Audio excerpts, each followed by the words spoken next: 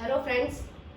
तो आज हम यहाँ पे अपना आगे का जो प्रोसेस मैथ्स में हम जो पढ़ने वाले थे वो शुरू करने वाले हैं। जैसे कि मैंने लास्ट वीडियो में आपको बताया था कि इस प्लेटफॉर्म पर हम अपने एनसीईआरटी की जो 9th और 10th की मैथ्स और साइंस की बुक्स हैं उसको सिलेबस के अकॉर्डिंग लेते हुए हम चलेंगे। तो अभी लेकिन शुरुआत में कुछ वीडियोस जो रहेंगी वो हमारे मैथ्स से रिलेटेड रहेंगी, साइंस की आपको थोड़े दिनों बाद देखने को मिलेंगी।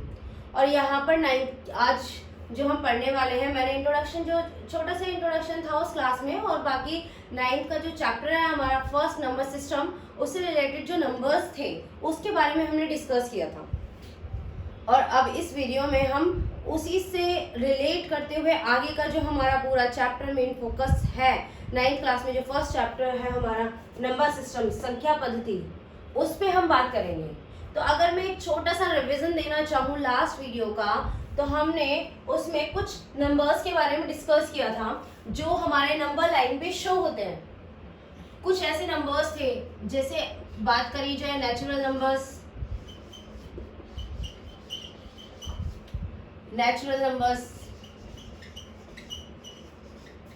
जो मैंने बताया था सेट 1 2 3 4 एंड सो इनफाइनाइट तक हम ऐसे चलते जाते हैं। ये हमारे नेचुरल नंबर्स में काउंट किए जाते हैं। नेक्स्ट मैंने बताया था whole numbers,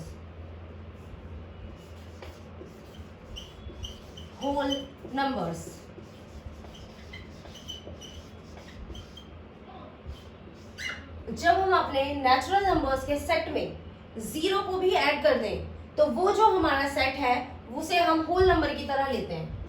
0 1 2 3 4 and so on till infinite. Next मैंने एक्सप्लेन किया था आपको इंटीजर्स।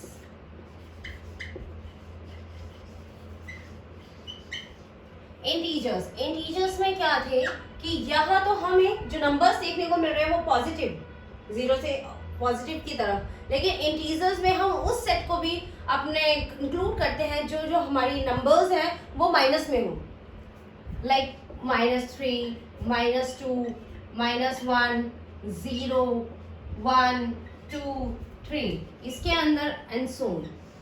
और यहाँ पर भी ये इसी तरीके, जिस तरीके से पॉजिटिव की तरफ ये हमारा नंबर्स पूरा नंबर है, इसी तरह ये नेगेटिव की तरफ भी है। तो इसके अंदर पॉजिटिव नंबर्स और नेगेटिव नंबर्स जितने भी, और जीरो को ऐड करके जो हमारा पूरा एक सेट बना है उसको हमने इंटीजर बोला था। अगर आपको ज्यादा एक्सप्लेनेशन के बारे से जानना है इसको, तो आप मेरी फर्स्ट वीडियो देख सकते हैं इसमें कि हमने इसे नेचुरल नंबर्स क्यों कहा था, ये होल नंबर्स कैसे आए, या इंटीजर्स को की जरूरत क्या पड़ी हमें। और एक मेन और हमारा सबसे मोस्ट इम्पॉर्टेंट था रेशनल नंबर्स। और ये जो हमारा टॉपिक है 9th क्लास में फर्स्ट चैप्टर नंबर सिस्टम, वो रिलेटेड भी इसी से है, रेशनल नंबर्स हैं। Rational numbers, these are those number which we can write in the form of p by q, जिसे हम p upon q के रूप में लिख सकते हैं। ये वो नंबर्स होते हैं जहां पे हमारा एक न्यूमरेटर होता है, एक डिनोमिनेटर होता है, लेकिन इसमें एक छोटी सी कंडीशन ये होती है कि हम q = 0 नहीं ले सकते हैं, क्योंकि हम जानते हैं कि अगर हम किसी नंबर को 0 से डिवाइड करेंगे तो उसका कोई रिजल्ट नहीं, और ये प्रूफ भी हो चुका है मैथ्स में। तो अगर हम 0 से किसी भी नंबर को डिवाइड करते हैं तो ये इनफाइनाइट तक जाता है, इसलिए इसका कोई सोल्यूशन नहीं होता परफेक्ट। इसलिए यहाँ पर हम q = 0 ना लेके कोई भी नंबर्स जो हमारे नंबर लाइन पे शो होते हैं उनको ले, तो वो हमारे रेशनल नंबर्स होते हैं। तो मैंने नेचुरल नंबर्स मतलब प्राकृत संख्याएं, होल नंबर्स मतलब पूर्ण संख्याएं, इंटीजर मतलब पूर्णांक, और रेशनल नंबर्स मतलब हमारे परिमेय संख्याएं। तो ये एक छोटा सा ब्रीफ समरी टाइप आप कह सकते हो, ये हमने लास्ट क्लास में पढ़ा था। अब इससे नेक्स्ट मैं आपको रेशनल नंबर्स बताती हूँ और एक्सप्लेन करके, और आगे हम इन्हें कैसे कंटिन्यू करेंगे इस चैप्टर को। And you know what friends, ये अगर आप ध्यान से पढ़ोगे तो ये बहुत ज्यादा यूजफुल है। क्योंकि ये हमारे टेंथ क्लास में भी बहुत काम आने वाला है। अगर हम इस चैप्टर को बहुत अच्छे से पढ़ लेते हैं, सारे नंबर्स को का कॉन्सेप्ट क्लियर कर लेते हैं ना अपना, तो ये हमारे 10th में भी बहुत काम आने वाला है। And you all know about that कि हमारी जो 10th क्लास है, हमारे आगे आने वाली सारे के सारे जिसने जो भी सोचा होगा उसमें 10th का रिजल्ट और 12th का रिजल्ट बहुत मायने रखता है हमारा। तो अगर हम यहाँ से ही शुरू करते हैं अपनी चीज को 9 से, ठीक है, आपने पहले पढ़ी है या नहीं पढ़ी, लेकिन अगर आप हर चीज का बहुत अच्छे से कॉन्सेप्ट क्लियर करना चाहते हैं तो समझने की यहाँ पे कोशिश करें। अगर कोई क्वेरी होती है आपकी तो आप प्लीज मुझे कमेंट कर सकते हैं कि अगर आपको इसमें कुछ क्वेरी है या ये क्वेश्चन कैसे होगा, इसमें कोई प्रॉब्लम, ठीक है। अगर अब हम आगे बढ़ते हैं कि हमारे रेशनल नंबर्स क्या होते हैं। ये तो खैर मैंने पहली वीडियो में ही बताया और अभी भी मैंने क्लियर करा कि हमारे रेशनल नंबर्स क्या होते हैं। हमारे नंबर्स को डिनोट करने के लिए हमारे मैथ्स में एक नंबर्स को शो करने के लिए हमारे मैथ्स में एक लाइन होती है, इसको हम नंबर लाइन बोल देते हैं, जिसमें हमें हर तरीके का नंबर देखने को मिल जाता है। इसमें हमें नेचुरल नंबर्स, होल नंबर्स, हमारे इंटीजर्स और बाकी सारे नंबर्स हमें देखने को मिल जाते हैं, ये नंबर्स। और अगर हम ये तो हमारे इंटीजर्स हैं, पूरे होल नंबर्स। कोई एक चीज होती है वो पूरी होती है, कोई दो चीजें वो कंप्लीटली होती हैं। लेकिन जब हम इनके पार्ट्स को अगर मुझे डिनोट करना हो तो मैं कैसे करूंगी इसके पार्ट को? लाइक मैंने उस दिन भी अगर ये समझाया था कि मैं अगर यहाँ तक की डिस्टेंस लेना चाहूँ 0 से 1 तक, और मैं अगर इसको 3 इक्वल पार्ट्स में डिवाइड करते हुए, और मैंने बोला कि मुझे ये दो पार्ट्स बताने की ये दोनों कितने हैं, तो मैं इसको बोलूंगी कि मैंने 0 से लेकर 1 तक की जो इक्वल डिस्टेंस थी इसको 3 पार्ट्स में डिवाइड किया है। और ये जो 2 पार्ट्स हैं, अगर मैं इनको शो करना चाहूँ तो मैं इनको लिख सकती हूँ 2/3 कि 2/3 कोई भी नंबर p/q के फॉर्म में लिखना। इसका मतलब ये होता है पूरे एक होल, ये फ्रैक्शन से रिलेटेड है। फ्रैक्शन में आपने कॉन्सेप्ट पढ़ा होगा कि पहले इसके लिए मैं आपको एक फ्रैक्शन बताती हूँ, फ्रैक्शन क्या होती है। फ्रैक्शन का कॉन्सेप्ट ये होता है कि हम किसी भी चीज को वो चीज एक भी हो सकती है, वो चीज ग्रुप में भी हो सकती है, लेकिन उस चीज को हमें होल मान के चलना होता है, यानी पूरा एक पूर्ण मान के चलना होता है। और अगर हमें उसके पार्ट्स के बारे में बात करनी होती है तो हम उसको फिर ये डिवाइड वाले साइन के साथ या बड़े वाले साइन के साथ हम इसको यूज करते हैं। लाइक अगर मैं इस सर्कल है इसको पूर्ण मानती हुई चलती हूँ और मैंने इसको 4 इक्वल पार्ट्स में डिवाइड किया है, इक्वल सा नहीं लग रहा है, अगर मैंने इसको 4 इक्वल पार्ट्स में ऐसे डिवाइड किया और अगर मैंने ये पूछा कि ये कितना पार्ट, शेडेड वाला पार्ट जो है ये कितना है, हम इसको 1 का मतलब वो जो पार्ट हमारा शेडेड है या जो पार्ट वहां से लिया गया है वो, और टोटल पार्ट कि उस पूरे होल के हमने कितने पार्ट किए थे, ये टोटल पार्ट 4। इस तरीके से हमारी फ्रैक्शन आती है। अगर मान लो मैं इसको बोलने लगूँ कि ये 3 पार्ट्स जो है इसका मुझे बताओ कि पूरे का कितना हिस्सा है, तो मैं इसको बोल सकती हूँ ना 1 2 3, ये 3 पार्ट्स हैं 4 में से, तो ये इन तीनों के लिए यूज हुआ है, 3/4 एंड 1/4 इस शेडेड पार्ट के लिए। तो ये फ्रैक्शन का कॉन्सेप्ट होता है। ऐसे ही जब हम चीजों को बटे के रूप में, यानी एक डिनोमिनेटर और एक न्यूमरेटर आ जाए हमारे पास, न्यूमरेटर एंड डिनोमिनेटर आ जाए हमारे पास, तो हम ये फ्रैक्शन लेके चलते हैं जिसे हम p/q के रूप में इसको कहते हैं कि हमने ये p/q के रूप में लिखा। लेकिन ऐसा जरूरी नहीं है कि हमने किसी चीज को पार्ट में लिखा हुआ है इसी को फ्रैक्शन बोलेंगे, नहीं, आप इसको भी 2 ले लो, इसको भी ले लो, 2 को ले लो, 2 के। और हमारे मैथ्स में एक चीज होती है क्या कि हम अपनी तरफ से कोई भी नंबर मान के चल सकते हैं, लेकिन बशर्ते ये जितना हमने किसी में डिवाइड किया उतना ही हमें माइनस करना होता है, जितना हमने किसी में मल्टीप्लाई किया उतना ही हमें डिवाइड करना होता है। अगर मैं इस नंबर को लूं 2 को, ये हमारा पूर्णांक मतलब कोई भी चीज कंप्लीट है, पार्ट को नहीं बता रहा है, लेकिन हम इसको भी फ्रैक्शन में कन्वर्ट कर सकते हैं, सॉरी रेशनल नंबर में कन्वर्ट कर सकते हैं। कैसे? अगर मैं इसको 2 को ही लूं तो, और अगर मैं इसको ये कर दूं multiply by 1 and divide by 1, तो क्या इसमें कोई फर्क पड़ेगा? क्योंकि मैंने जितने से मल्टीप्लाई करा उतने से ही डिवाइड कर दिया। और हम इसको फिर ऐसे करके लिख सकते हैं 2 multiply by 1 is equals to 2 and 1 upon 1। आ गया ना ये हमारे रेशनल नंबर की फॉर्म में। यहां पे एक हमें p मिल गया, यहां पे एक हमें q मिल गया, तो आ गया ना ये हमारे रेशनल नंबर्स की फॉर्म में। सेम ऐसे ही हम अपने नेगेटिव इंटीजर्स जो होते हैं उनके साथ कर सकते हैं, पॉजिटिव इंटीजर्स जो होते हैं उनके साथ कर सकते हैं। पार्ट्स में जो डिवाइडेड चीज होती है हमारी, वो तो हमारी नॉर्मली फ्रैक्शन और रेशनल नंबर्स में ही आती है। ठीक है क्लास?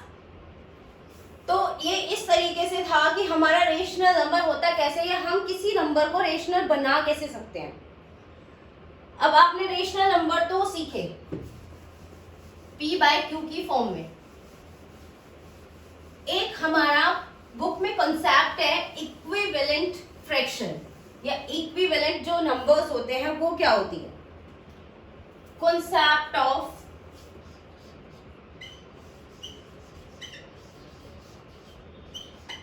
Equivalent fraction.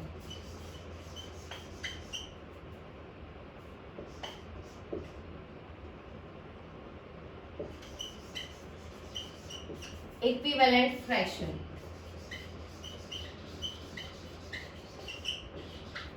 अगर मैं इसको हिंदी में बोलना चाहूं,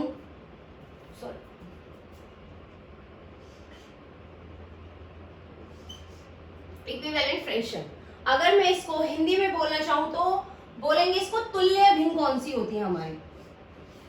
तुल्य भिन्न फ्रैक्शन को हिंदी में भिन्न कहते हैं, और इक्विवेलेंट यानी तुल्य। तुल्य मतलब बिल्कुल उसी के कंपैरिजन में कोई नंबर, कि इक्विवेलेंट फ्रैक्शन बिल्कुल उसके कंपैरिजन में जो आएगा।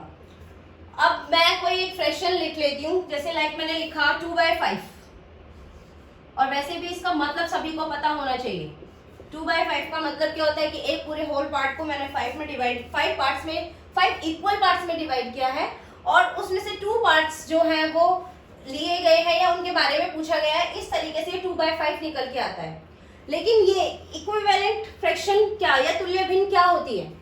इक्विवेलेंट फ्रैक्शन का मतलब ये है कि इसी में अगर मैं आगे 1, 2, 3 की मल्टीप्लाई करती जाऊं तो आगे जितनी भी फ्रैक्शंस बनेंगी वो बिल्कुल इसके इक्विवेलेंट होंगी, बिल्कुल इसी के तुल्य होंगी, बराबर। और फ्रैक्शन मैं आपको करके समझा देती हूँ कि अगर हमें इसकी इक्विवेलेंट फ्रैक्शंस चाहिए तो हम कैसे इसकी इक्विवेलेंट फ्रैक्शन निकाल सकते हैं। अगर मुझे 2/5 की इक्विवेलेंट फ्रैक्शन चाहिए तो मैं इसको 1 से मल्टीप्लाई करके, तो 1 से अगर मैं मल्टीप्लाई करूंगी नॉर्मली तो मेरे को यही मिलेगा। We get the same number when we multiply any fraction with 1. लेकिन नेक्स्ट 2/5 यहाँ पे करते हैं। 2/5 multiply by 2, 2 2s are 4 and 5 2s are 10। ये एक जो फ्रैक्शन नेक्स्ट निकल के आई है मल्टीप्लाई बाय 2 करके, ये हमारी इस फ्रैक्शन के इक्विवेलेंट है, यानी इक्वल। इसमें जो इसका मल्टीपल है जिसको हमने मल्टीप्लाई करा है इससे, अगर मैं दोबारा से इसको 2 से डिवाइड करती हूँ तो मैं दोबारा से मुझे यही चीज मिल जाएगी। तो ऐसी जो फ्रैक्शंस होते हैं जिसको उसके मल्टीपल से 1 2 3 4 कंटिन्यूअसली मल्टीप्लाई करते हुए जाते हैं, जो हमें नंबर मिलते हैं या जो हमें फ्रैक्शन मिलती है उसको इक्विवेलेंट फ्रैक्शन बोलते हैं। और भी निकाल सकते हैं इसकी इक्विवेलेंट फ्रैक्शन मल्टीप्लाई बाय 3 करके। 2 3s are 6 and 5 3s are 15। And आप इसी तरीके से multiply by 4, multiply by 5, multiply by 6, multiply by 100 करते हुए निकाल सकते हैं इसकी काफी सारी इक्विवेलेंट फ्रैक्शंस। ये इक्विवेलेंट फ्रैक्शंस हम लिखते तो हैं, लेकिन हमारी जो फ्रैक्शन है या हम कहीं दिखाते हैं फ्रैक्शन को, बिल्कुल हमारा जो लास्ट सोल्यूशन होता है उसको सबसे स्मॉलेस्ट फॉर्म में दिखाते हैं। लाइक अगर हमारा कहीं आंसर किसी भी क्वेश्चन का आए 4/10, ठीक है, ये आंसर करेक्ट होता है, लेकिन ये इसकी स्मॉलेस्ट फॉर्म नहीं होती। हमें इसमें से एक ऐसा फैक्टर, ऐसा नंबर निकालना अलग करना होता है जो इन दोनों में कॉमन होता है। यानी मीन्स हमें इसे एक ऐसे नंबर से डिवाइड करना होता है कि इसको डिवाइड करने के बाद फिर ये नंबर किसी और सेम नंबर से डिवाइड ना हो। जैसे अगर मैंने अभी बताया आपको 4/10 जो है वो 2/5 के इक्विवेलेंट है, ठीक है। अगर लेकिन चलो दूसरा एग्जांपल लेके बता देते हैं कि स्मॉलेस्ट फॉर्म क्या होती है। ये आपको इक्विवेलेंट फॉर्म समझ आ गई होगी कि इक्विवेलेंट होता है मल्टीप्लाई 1 मल्टीप्लाई 2 मल्टीप्लाई 3 करके, और ये कंडीशन है कि आप इसकी इक्विवेलेंट फ्रैक्शन, और हाँ अभी भी मैंने बताया ना 2/5 की इक्विवेलेंट फ्रैक्शन हम निकाल रहे हैं, हमने 2 से मल्टीप्लाई करा, पूरे फ्रैक्शन को 2 से डिवाइड कर दिया, फर्क कोई नहीं पड़ा, लेकिन इसकी हमें एक इक्विवेलेंट फ्रैक्शन पता चल गई 4/10। अब कहीं आंसर ये आता है 4/10, तो हम इस आंसर को नहीं लिखते, हम इसकी सिंपलेस्ट फ्रैक्शन की सिंपलेस्ट फॉर्म को ही हम किसी क्वेश्चन का आंसर कंसीडर करते हैं। तो हमें इसमें से एक ऐसा नंबर, अगर मैं इसको दोबारा से 2 से डिवाइड, जब हमें पता है ये कराया है हमने, अगर मैं इसको 2 से डिवाइड करूँ तो मेरे पास 2/5 दोबारा निकल के आएगा, और ये हमारी इसकी सिंपलेस्ट फॉर्म होती है, क्योंकि ये एक ऐसी फ्रैक्शन निकल के आई है जिसमें इसका न्यूमरेटर एंड डिनोमिनेटर किसी एक सिंगल नंबर से डिवाइड नहीं हो रहा है। अब यहाँ पर ये 2 से डिवाइड हो रहे थे दोनों, बट अब एक नंबर, ये एक फ्रैक्शन ऐसी निकल के आई जिसमें इसके न्यूमरेटर डिनोमिनेटर्स जो हैं वो सिंगल नंबर से डिवाइड नहीं हो रहे हैं। तो इस तरीके से हम सिंपलेस्ट फॉर्म बना सकते हैं इसकी। तो इक्विवेलेंट और सिंपलेस्ट फॉर्म, आपको दोनों चीज समझ में आई ना क्लास? अगर कोई कंफ्यूजन है तो आप मुझे कमेंट कर सकते हैं। हम नेक्स्ट आगे मूव करते हैं कि इस चीज से रिलेटेड अब हम क्या कर सकते हैं, ठीक है। मैंने आपको नंबर लाइन का कॉन्सेप्ट बताया था। नंबर लाइंस पे हमने डिफरेंट टाइप्स के नंबर्स देखे, या फिर मैंने इसको नॉर्मली डेफिनेशन में भी बताया कि what is natural number, what is whole number, how can we identify और नेचुरल और whole number, how can we differentiate it the set of whole numbers और नेचुरल नंबर्स। तो इसी से ही निकलकर कुछ क्वेश्चन अराइज हुए। ये मैंने एनसीईआरटी की बुक में भी देखे और अच्छे काफी क्वेश्चन है। कि एक क्वेश्चन है, is every whole number is a natural number. एक क्वेश्चन निकल के आता है, इज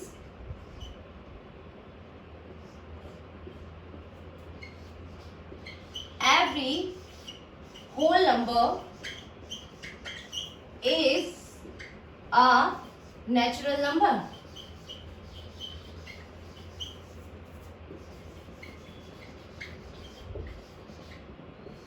ये एक क्वेश्चन है जिसमें ये पूछा गया है कि क्या हर एक होल नंबर जो है हमारा वो नेचुरल नंबर होगा।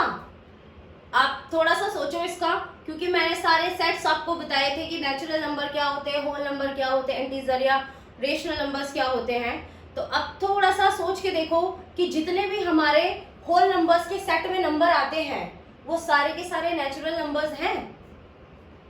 तो इसका आंसर मैं आपको बता देती हूँ। होल नंबर्स कौन से होते हैं हमारे, बताया भी था मैंने, 0 1 2 and so on. And natural numbers यानी प्राकृत संख्याएं, प्राकृत, और ये हमारी पूर्ण। तो प्राकृत,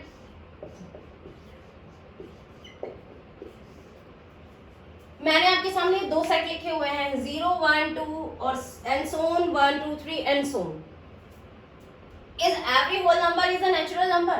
तो आप इस सेट से इसका डायरेक्ट आंसर निकाल सकते हैं। अगर हमारा कॉन्सेप्ट क्लियर है कि होल नंबर कौन से होते हैं और नेचुरल नंबर कौन से होते हैं, तो हम इसका clearly answer within a second निकाल सकते हैं। इसका आंसर होगा no. No, but why? Question arise होता है व्हाई, यही तो जानना है कि क्यों। क्योंकि होल नंबर 0, हमारा जो 0 है वो होल नंबर के सेट में है। क्या वो नेचुरल नंबर के सेट में दिखाई दे रहा है आपको? नहीं ना। और क्वेश्चन ये है, इज एवरी होल नंबर, क्या हर एक होल नंबर नेचुरल नंबर है? तो हमारा आंसर होगा no. And we can give a example of 0। हम 0 का एग्जांपल देके इसमें no, because 0 is not our natural number।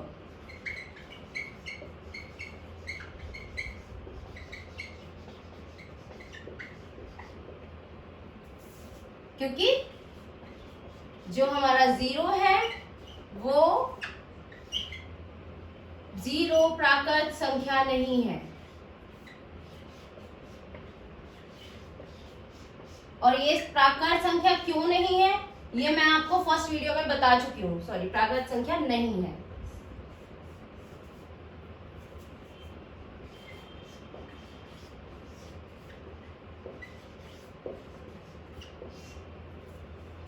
क्योंकि 0 प्राकृत संख्या नहीं है। ये क्वेश्चन अराइज होता है, क्यों नहीं है? आप इसके लिए फर्स्ट वीडियो देखना, उसमें आपको इसका आंसर मिल जाएगा। ठीक है, अब हमारा एक नेक्स्ट क्वेश्चन ये था, एनसीईआरटी में ही है कि is every integer is a rational number. Is second question,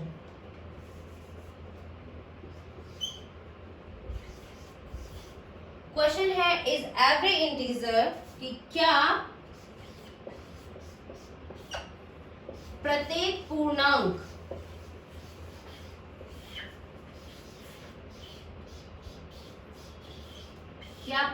पूर्णांक एक परिमेय संख्या है?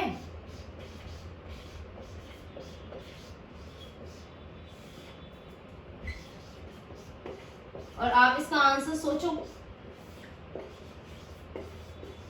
अभी मैंने अभी कुछ देर पहले जब मैंने नंबर लाइन अभी बनाई थी तो इसका आंसर भी दिया था कि क्या प्रत्येक पूर्णांक एक परिमेय संख्या है। जब हमने नंबर लाइन पे, मैंने आपको बताया था, नंबर लाइन पे हमारे सारे नंबर शुरू होते हैं और हम जितने भी नंबर्स, मैंने ये 4 बताए थे, 4 क्या जितने भी मैंने इंटीजर बताए थे, और इंटीजर का एग्जाम्पल ही लिया था मैंने आपके लिए 2 का एग्जाम्पल, कि हम 2 को कैसे परिमेय संख्या बना सकते हैं। ऐसे ही हम सारी पूर्णांक जो हमारे इंटीजर्स हैं नंबर लाइन पे, उनको हम परिमेय संख्या बना सकते हैं। तो इसका आंसर क्या हुआ? यस, हाँ। तो और आप एग्जाम्पल के लिए वो 2 का एग्जाम्पल या 3 का एग्जाम्पल ले सकते हो कि क्या प्रत्येक, क्योंकि हाँ तो आपने किया, लेकिन क्यों, कैसे, हाउ एंड वाई का जवाब कौन देगा और कैसे समझोगे इस चीज को? तो यही तो है कि क्या प्रत्येक पूर्णांक एक परिमेय संख्या है।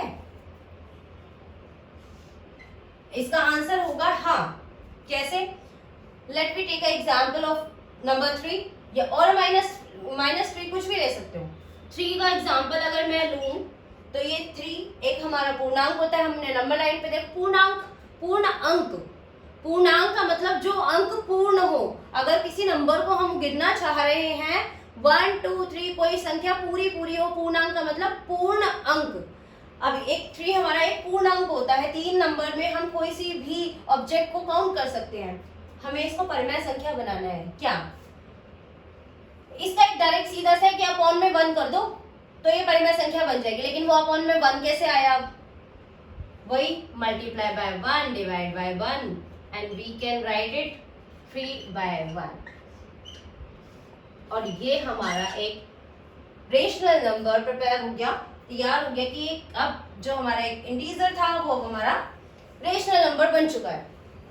ठीक है, तो इस तरीके से ये है। एक और नेक्स्ट क्वेश्चन है हमारा, is every rational number is a integer?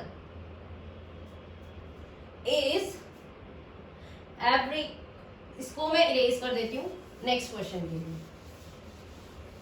But question number 2 और क्वेश्चन नंबर 3 बहुत इंटर रिलेटेड है आपस में।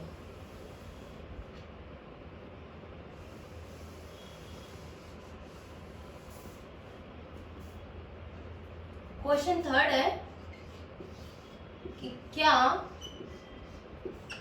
प्रत्येक परिमेय संख्या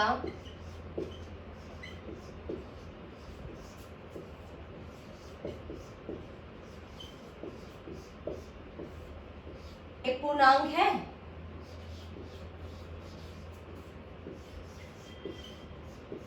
सोचो जरा इसका आंसर, और y का आंसर जरूर ढूंढना आपने कि क्यों है, अगर है तो क्यों है, अगर नहीं है तो क्यों नहीं है। क्या प्रत्येक परिमेय संख्या एक पूर्णांक है?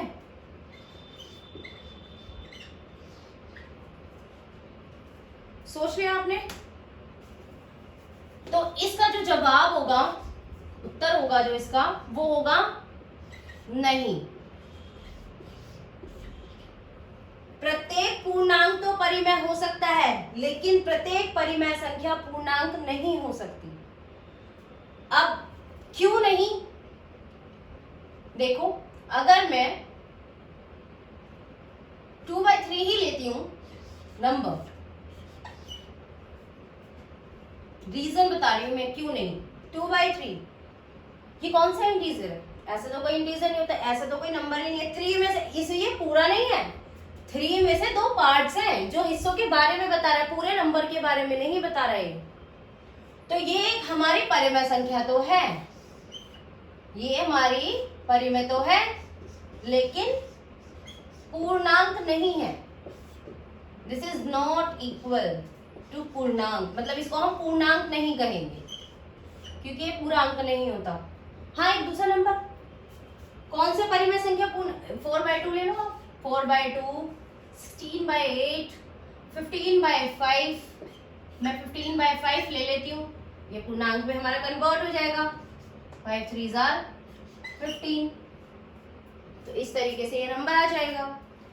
लेकिन हमारे हर एक परिमेय संख्या पूर्णांक हो ये जरूरी नहीं है, लेकिन हाँ, प्रत्येक पूर्णांक हमारी एक परिमेय संख्या होती है। तो ये हमारे कुछ क्वेश्चंस थे जो अराइज हो सकते थे नंबर से रिलेटेड, और आई होप कि आपकी सारी कंफ्यूजन क्लियर हो गई होगी कि कौन सा रेशनल नंबर होता है, क्यों नहीं होता है, आप पूर्णांक क्यों होता है। आई होप कि आपको अच्छे से क्लियर हो गया हो, और अगर ये बात आपको अच्छी लगी हो तो प्लीज़ मेरी वीडियो को लाइक करें, सब्सक्राइब करें एंड शेयर करें। अब हम इससे आगे चलते हैं कि अब हमने रेशनल नंबर्स के बारे में सब कुछ पढ़ लिया कि वो क्या होते हैं, उनके रेशनल नंबर्स, नेचुरल नंबर्स या इंटीजर्स के बीच में क्या रिलेशन होता है। अब हमारे पास एक टर्म निकल के आती है या एक क्वेश्चन अराइज होता है आगे एनसीईआरटी बुक में कि how can we find numbers between two rational numbers, कि हम रेशनल नंबर्स के बीच में कैसे और नंबर्स को फाइंड कर सकते हैं, कि उनके बीच में और कितने नंबर लाए कर सकते हैं। लाइक हमने कोई नंबर लिया, मैं नेचुरल नंबर्स को लेके चलती हूँ, लाइक 1, एक नंबर है 1 और एक नंबर है 5। ये मेरे पास 2 नेचुरल नंबर्स हैं और मैंने बोला कि इनके बीच में कौन कौन से नंबर आते हैं नेचुरल, वो आप फाइंड करो। और नॉर्मली इसका सबका सवाल यही होगा कि इसके बीच में कौन कौन से जो नंबर आएंगे वो इस तरीके से आ जाएंगे 2, 3 एंड 4। और ये फिक्स है, ये इतने ही होते हैं, ये कोई अनलिमिटेड नहीं होते, एक लिमिटेड सेट ऑफ नंबर होता है। अगर हम 2 नंबर के पूर्णांकों के बीच में या प्राकृत संख्याओं के बीच में नंबर पूछते हैं, लेकिन हमारे जो बुक में है वो पूछा गया है परिमेय संख्याओं के बीच में नंबर। ठीक है, तो how can we find numbers between 2 rational numbers, तो हम ये आगे चलेंगे इसके बारे में।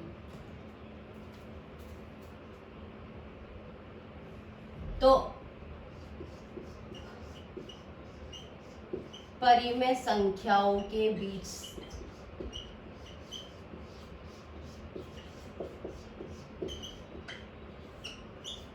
के मध्य परिमेय संख्याएं, how can we find it, हम इसे कैसे कर सकते हैं, कैसे निकालें, इसके लिए हमारे पास 2 मेथड्स होते हैं। फर्स्ट, बहुत सिंपल सा मेथड, क्या फर्स्ट मेथड,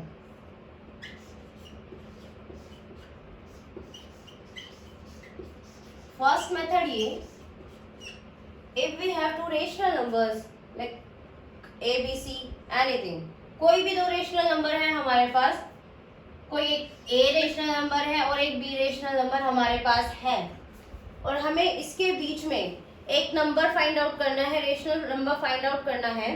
तो हम क्या करेंगे, छोटा सा बहुत सिंपल सा मेथड है। अब क्या करो, दोनों नंबर्स को प्लस करके 2 से डिवाइड कर दो। ये एक मेथड होता है किसी भी 2 नंबर के बीच में अगर हमें कोई नंबर फाइंड आउट करना हो तो। और ये तो ये सिर्फ परिमेय संख्याओं में नहीं, हर एक नंबर के बीच में होती है ये चीजें, कि किसी भी नंबर के बीच में अगर हमें नंबर फाइंड आउट करने हो तो हम a प्लस बी बाय 2 करके उसको हम फाइंड आउट कर सकते हैं। फॉर एग्जाम्पल, अगर मैं नंबर लूँ 3/2, 3/2 एक नंबर है मेरे पास रेशनल नंबर, और एक दूसरा नंबर है मेरे पास 6/5। अब मेरे पास ये दो रेशनल नंबर्स हैं। अगर मैं इन रेशनल नंबर्स को के बीच में मुझे एक नंबर फाइंड आउट करना है तो मैं कैसे करूंगी, और इसके लिए आपको रेशनल नंबर्स या फ्रैक्शंस में हम प्लस का ऑपरेशन कैसे करते हैं ये आना चाहिए, एडिशन का ऑपरेशन। तो क्या करें हम, 3/2 प्लस 6/5, इसका सिंपल सा एक मेथड होता है। क्या, पहले आप LCM low, 2 5s are 10 and 5 3s are 15, 5 2s are 10 and 6 2s are 12। तो हमारे पास एक नंबर आ जाएगा 15 and 12 is equals to 27/10। एक हमारे पास ये नंबर निकल गया और इसको अभी हमें डिवाइड करना है 2 से। तो जब हम नंबर्स को ऐसे डिवाइड, मैंने बोला था ना ये डिवाइड करना है 2 से, और हमारा पास एक रूल है, जब भी हम फ्रैक्शन में डिवाइड करते हैं तो जो पीछे वाला नंबर होता है उसको अपोजिट करके मल्टीप्लाई का साइन लगा देते हैं। तो हम इसको ऐसे कर सकते हैं,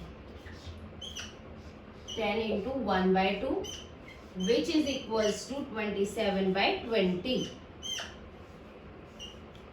तो ये एक ऐसा नंबर है, हमारा ये जो आंसर निकल के आया है ये नंबर ऐसा है जो 3/2 और 6/5 के बीच में लाई करता है, 27/20।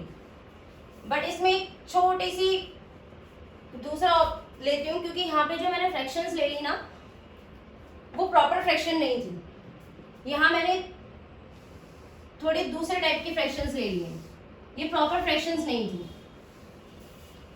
अगर मैं बात करूं फ्रैक्शन यही 2/3 एंड 5/7, ये अब हमारी प्रॉपर फ्रैक्शन होती है। प्रॉपर फ्रैक्शन आपको पता होगा, जिसमें हमारा न्यूमरेटर जो है वो डिनोमिनेटर से छोटा हो। अब हम इसके बीच में अगर फाइंड आउट करें तो वही same process, 2/3 plus 5/7 is equals to LCM, 3 और 7 का एलसीएम हमारा 21 होगा, और 3 7s are 21 and 7 2s are 14, 7 3s are 21 and 3 5s are 15, 5 and 2 29 upon में 21। ये तो हमारी इसका एडिशन आया, लेकिन अभी हमें इसे 2 से भी डिवाइड करना है। ये तो मैंने a और प्लस b किया है, a प्लस b, ये a है और ये b है। अभी हमें इसे 2 से भी डिवाइड करना है, तो अगर मैं यहाँ पे 2 लिख देती हूँ, और डिवाइड का रूल यही होता है, बाद वाला नंबर जो रिवर्स हो जाता है, तो इस तरीके से जो हमारा नंबर आएगा 29/42। ये जो हमारा नंबर निकल के आया है वो हमारे 2/3 और 5/7 के बीच में लाई करता है। तो ये एक इसका मेथड है कि हम कैसे कर सकते हैं चीजों को। ठीक है, 1 मिनट।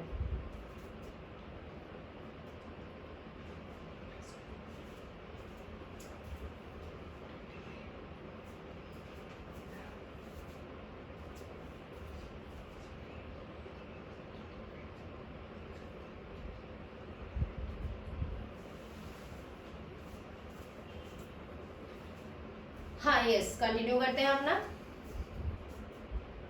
अगर किसी को ये समझ नहीं आया कि हम ये कैसे करा, वैसे नॉर्मल 9th क्लास है तो आने चाहिए, लेकिन फिर भी मैं इसको थोड़ा सा ओपन करके यहाँ पे बता देती हूँ कि हम नॉर्मल फ्रैक्शन जब हम ऐड करते हैं तो हम इसको कैसे लिखते हैं।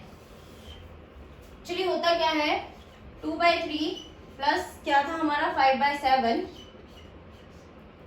हम ये जो हमारा न्यूमरेटर डिनोमिनेटर होता है हमारे फ्रैक्शंस में, इनको लेते हुए हम इनका पहले एलसीएम निकालते हैं। एलसीएम सबको निकालना आना चाहिए वैसे, लेकिन ये दो ऐसे फैक्टर्स हैं जिनके बीच में कुछ भी कॉमन नहीं है, तो ऐसे नंबर्स का फ्रैक्शन निकालने के लिए हम डायरेक्ट इनकी मल्टीप्लाई कर देते हैं। 3 7s are 21, ये क्योंकि ये दोनों नंबर ऐसे हैं, दोनों के बीच में कोई भी कॉमन फैक्टर नहीं है। अगर कॉमन फैक्टर होता तो हम अपने ये डिवीजन मेथड से फ्रैक्शन एलसीएम निकाल सकते थे, और भी होते हैं। तो 3, अब हम क्या करेंगे, 3 से 27 को डिवाइड करके देखेंगे कितने टाइम्स 21 डिवाइड हो रहा है 3 से।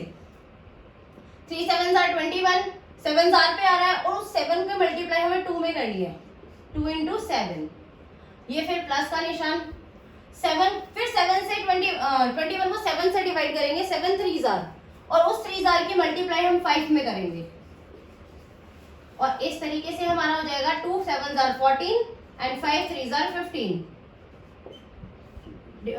by 21 which is equals to 29 by 21। तो अगर किसी को ये कॉन्सेप्ट यहाँ कैसे आया, तो ये कुछ इस तरीके से आया था।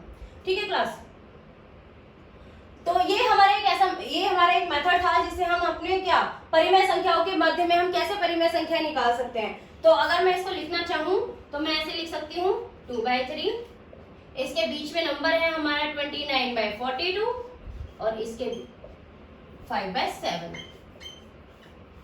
ये तो मैंने एक ही नंबर निकाला था।